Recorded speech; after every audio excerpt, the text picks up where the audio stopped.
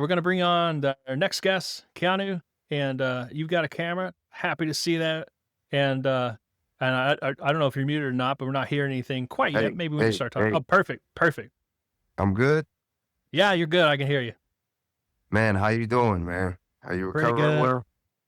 Yeah, I'm feeling a lot. But once the antibiotics actually started working in the IV, I spent 2 nights in the hospital, which sounds super lame. And this guy next to me is like on death's door, or at least it seems. I don't know his medical charts. And like I'm like this strong dude who can get in and out of my own bed without grippy socks. It's like what am I doing here? But like it's one of those things that it reminds you how finite you are and how frail you are as a human being. That like this tiny little spell of bacteria can just kill you. It's crazy. It's a reminder of your finitude. Yeah, but I'm doing No, really well. that's good to hear, man. Yeah, it's crazy that I used to get really anxious whenever I would experience stuff. I wouldn't say similar to that, but really similar to the feeling something like that would give you, where you just realize like suddenly that all this. Oh, can I curse on here? Go for it, but try to keep it to a minimum. I'm not monetized right No, now, so you're I'm not good. going to get any penalties. But yeah, Good, good. All of this stuff is is yeah, is, is temporary. Like for sure. all of it, and man, I'm not gonna lie, man. It's just funny you bring up that point because that's one of the first questions I wanted to ask you. I should have had notes. I've been here for so long, and I could have been writing Man, notes. But sorry to it- keep you waiting. nah, man, you're good. Man, sooner or later, though, you're gonna have to start a timer though, because you're gonna have flocks of For people. sure. Yeah, But for sure. I'm actually on vacation, so I've been trying to be. I have been patient, right? I couldn't wait to talk to you. I got everybody downstairs just waiting for me to come down there. But I'm like, I gotta talk Oh to my guy, man, man. I sorry gotta about talk to the that. Sorry about docs. that. Man, that's good, man. That's Well, good. It's my fault, man. It's my fault, man. First and we foremost, appreciate them waiting. for sure, for sure. But yeah, man, what you said really brings me to my first question because one of the Mhm. main, I would say, like one of the main influences I have to like for me coming to that realization or that conclusion rather was Sam Harris and his Mm. ideas on free will and Buddhism, Mhm. meditation and whatnot. I've followed him for a long time. I have his waking up app. I meditate. I try Mm. to meditate every morning, and it's taught me that same thing. It's actually something that you don't really see in other religions other than Buddhism, except for like Hinduism, of course. Mm. But I don't know. I think it'd be more. I think it'd be beneficial if people, they taught that more. They kind of, added put more emphasis on children learning the about the temporariness of life and whatnot. Yeah. Oh yeah. Yeah. Yeah. It's funny you say that because I'm not. I know Sam Harris obviously is one of the four horsemen of New Atheism. Of course, of course. I've never read a book by him. Just aware of him, and he's neuroscience. Went on, got his degree. Super super cool. Super great for him. Yeah, I didn't realize he was in this Buddhism stuff, but what when you describe it, it makes me think of when you said no other religion is like no, actually, like Catholicism has that. Like it's got the rosary. It's got like meditative prayers that you repeat over and over and over. It's not it's the goal is different. It's not to uh empty one's mind, but it's like to fill it, if that makes sense. It's not like a stoical or a Buddhist like becoming one or stoical like emptying Yeah. um and fleeing from one's pleasures or something or ignoring one's pleasures. It's Right. Right. about it's about uh be just coming into the spirit of God. And you do that through so I think there's like something very key about that. You probably agree with this. It's like something in human beings that like really glom onto that, and these For religious sure. traditions are getting right. And I think even psychological, research is keeping up with it with the mindfulness stuff. So yeah, Yeah. No. Yeah. I very well could be evolutionary at this point, but you're right. I guess I could see the connection. in like the first phase of mindfulness. Everyone, it's common to believe that mindfulness or meditation is about emptying the mind. You've been hearing that Mm, since you were young. Even watching Bruce Lee movie. I mean, I don't know how old you are. I'm mm, 28. I was watching yeah. Bruce Lee movies. I just empty your mind. That's like Oh, one yeah, of yeah, his yeah, yeah. most famous quotes.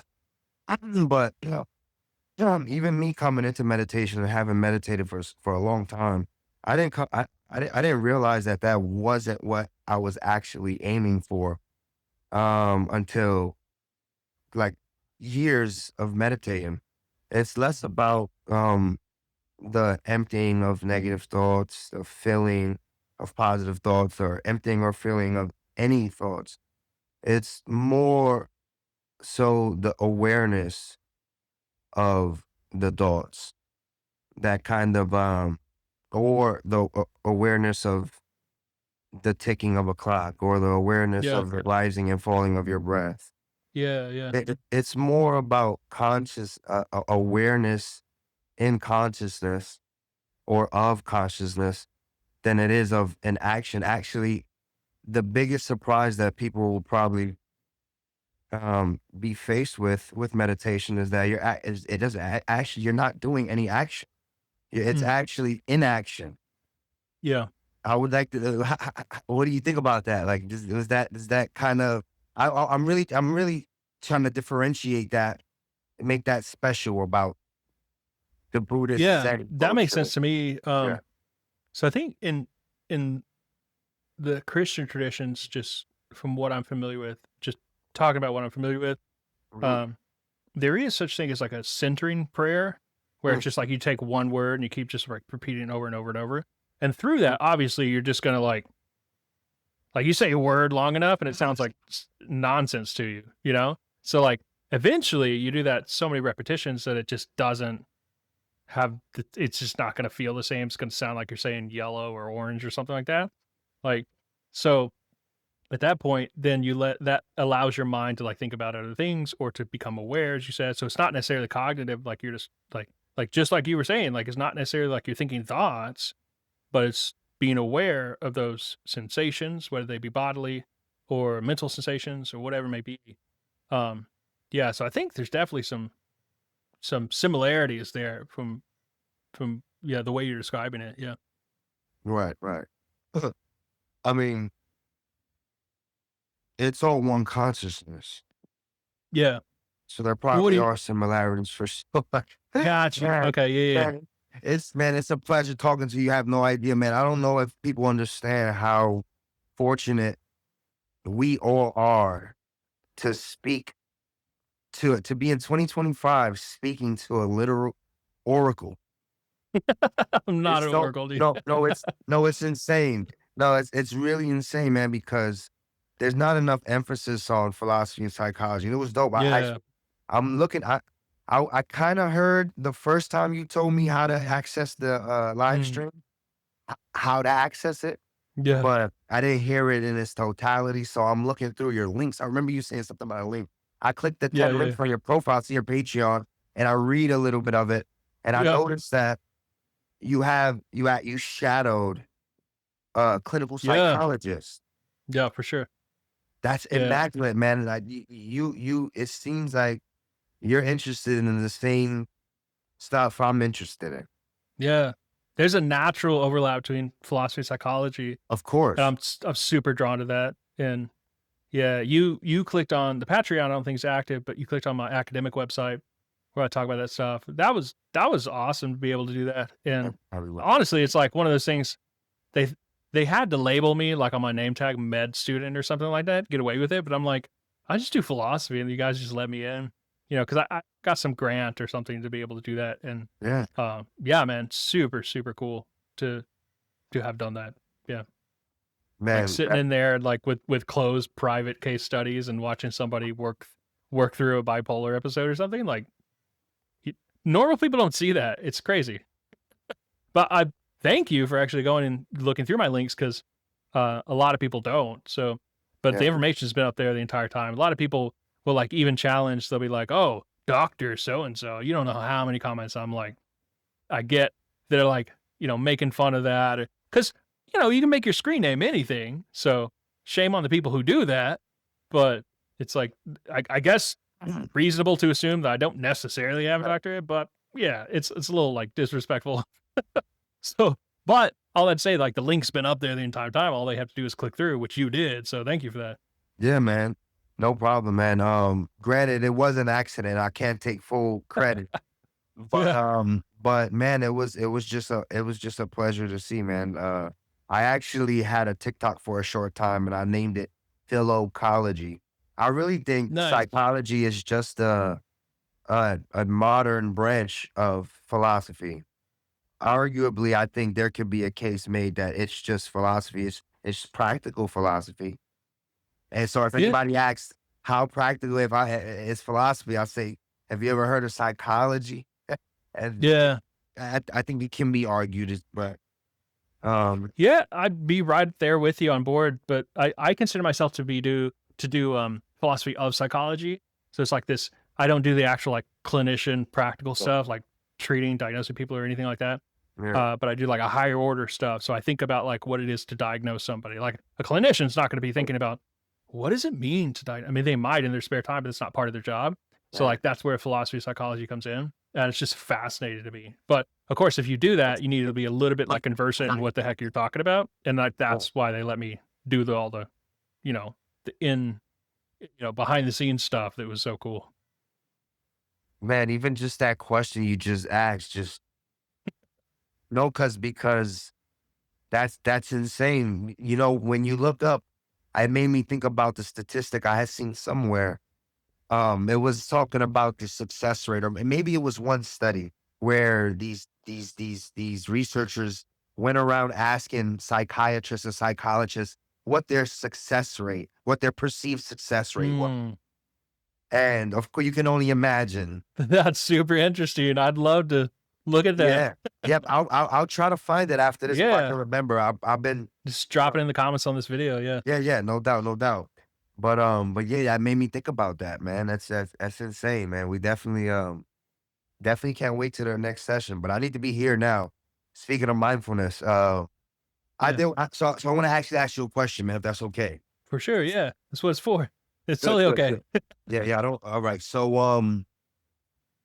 like I said, it was funny you mentioned the temporariness of life because it brought me to Sam Harris, which is one of my first questions I want to ask you.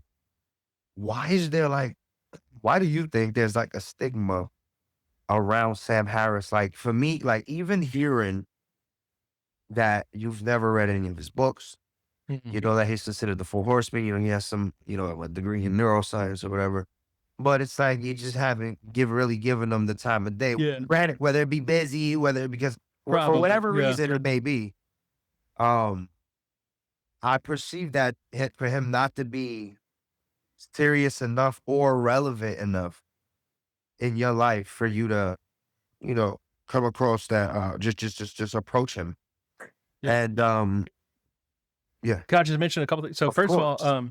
if I were so I do philosophy of psychology, but I don't do philosophy of neuroscience. And Right, he does neuroscience. right, Now, excuse me, like that blends. If you're a neuroscientist, you're going to do a little bit in philosophy of neuroscientists as well, just right, like it's part of your trade. It may not be the only thing you do, especially if you're on the academic and rather than like the clinical route of the degree. Like if you're a neuroscientist and you're like more clinician, more treatment, that sort of thing, like you're probably not going to really be concerned all that much about the theoretical, but he's on the theoretical track. So you can expect him to have those conversations. But like I don't know much about the neuroscience at all. I have a friend who does a ton of neuroscience stuff and he'll talk to me about the brain all the time, which is like, I do philosophy of psychology. I should know about the brain, but I don't because right. it's just so all that say, like, if if he were if he were like in the area that I was reading in, I probably would have read him. But there are not enough hours of the day, unfortunately, to like read Yeah, but outside your area. yeah, but see, even that is interesting to me because I Mhm. see him less of a less of a like a career specific or idea specific figure. I see him more of a general philosophy Oh yeah. popularizer. And it's crazy because now the question changes, because I was gonna ask you, why don't people actually take him serious? But it's almost like he's a non-factor in your life. But Yeah, for sure. Yeah. for me, which is fine, right? Yeah. But I mean, he's like any other, I guess maybe he went to Stanford, maybe he's still there. I don't know. Maybe he's like any other Stanford neuroscience researcher. Like yeah, I could ask you saying, I'd be like, well, what about, Ben Johnson in the Stanford's neuroscience department? Why don't fashion your life around what he says and stuff? And it's like, just because you don't, you got other things you're interested about, but you take him to be very, very special, of course. I but don't I know see nothing him. about his neuroscience. Yeah, I don't see him much as a philosopher. I see him as a, a philosophy popularizer, which Right. is maybe what I am. So I'm happy. Like I'm not saying. In fact, I take the label philosopher very, very seriously, and I apply it maybe to to a fault, to like only dead people. People who like leave a lasting legacy, or people who like are really, like really heavy hitters. I don't consider myself a philosopher, maybe a philosophy educator. I do philosophy. I can say those sorts of things, but so I don't see him as a philosopher, maybe a philosophy educator, philosophy popularizer, something like that. Wow. Um, and certainly, like, since he's got no degrees, as far as I'm aware of, maybe you can correct me if I'm wrong, but I don't think he has any of his degrees in philosophy. So, No, he yeah. does. Yeah, he has. Oh, does he? Okay. Yeah, he does. He has a degree. He has a bachelor's in philosophy and a PhD in neuroscience. Okay. Yeah. Okay. Yeah. But Yeah. um, I think the co-founder of PayPal's also got a bachelor's in philosophy. So like really? it doesn't mean much, you know what I mean? Like No, no, no. I'm not even. Phil Jackson of the Lakers, he had he had a degree in philosophy. Wes Craven, he had Right. a master's in Wes Craven, the guy who directed Freddy Krueger, he had a Yeah, yeah, yeah. master's in philosophy. But it's like, Amazing. you know what I mean? Like, I think there's a thin line between a career title, because philosophy mhm. um it was never supposed to be practical. It never was practical until Yeah. later on, you know. So practically, I think he's not a philosopher. I think practically you're more of a Yeah. philosopher than he is. Like I get But paid to do philosophy stuff. yeah, Yeah. and see, And in my whereas he opinion, doesn't. So but maybe he so does. Yeah. I don't know. yeah. No, yeah. See, I think he does in his books. Mm, He writes philosophy books, in my opinion. Like, yeah. the first book that I came across of his is titled Free Will. And it's a book like this thin. It's super thin. I mean, I went like Yeah. this. I'm pointing at it, but it's like Yeah. this Yeah. thin.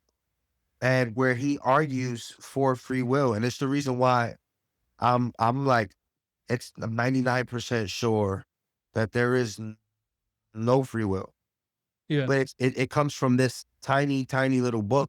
He also, I know, it's inside. I know you're like on the opposite as a spectrum, but Yeah. Yeah. well, hopefully we get there real quick. We don't have to spend too much time on that.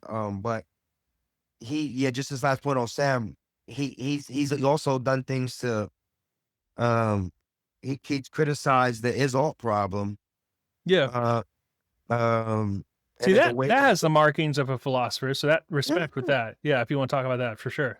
Yeah, yeah, I'm not aware of that. I think now that I think about it, I think I have read. Did he write Letter to a Christian Nation? That really tiny book. absolutely. Yeah, I've read that. I think I might have it on my shelf over here too. Yeah, Yeah, but like that's the that only was exposure I crazy. have to him. And then like early on, so I was in college during that new atheism. So my wife sounds like she's cooking. You hear that? Yeah. That's Thanks. you. Yeah, that's me. Oh, okay, I thought it was me. I thought it was me. I Fire thought it was alarm. me. No.